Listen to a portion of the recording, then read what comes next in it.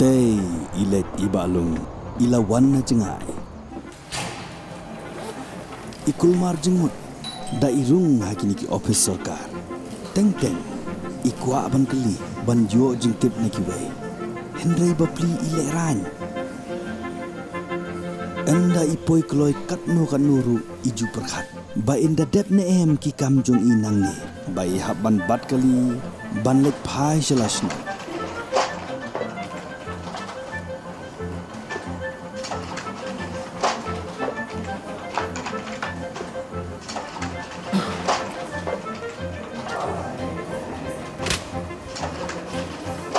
Kapor tu ka yad keloi bha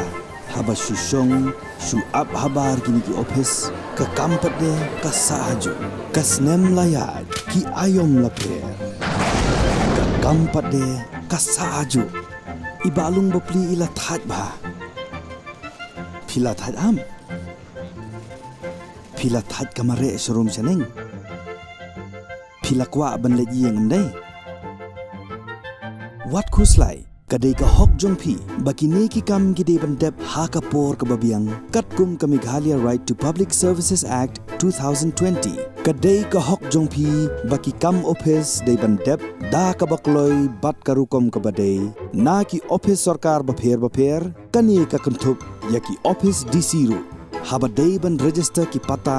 ban thep form tribal certificate ban yo jingbit ya ki kam ba pher bat kum ta ter kini baro phila ban yo anang ni kila don kumba shispa khandai phunre tali kini ki judge service ba phila ban yo na ka Meghalaya Right to Public Services Act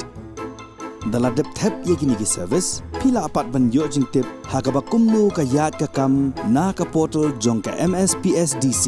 da phi yala de phim da sungunang ban thep ye kini ki service wat khuslai Leit ki common service center hashnong ki bala ban yarap ye phi phila ru ban yo jingtip shaphang ki CSE ba don kleng na ka website da day ba pen slam lani kan tat ye ki application phila ban karpat ye ki long he lani ye ki commission ban yo jing yarap ki kendon ki apply Leit menta shaka website jong Meghalaya State Public Services Delivery Commission haka www.mspsdc.meghalaya.gov.in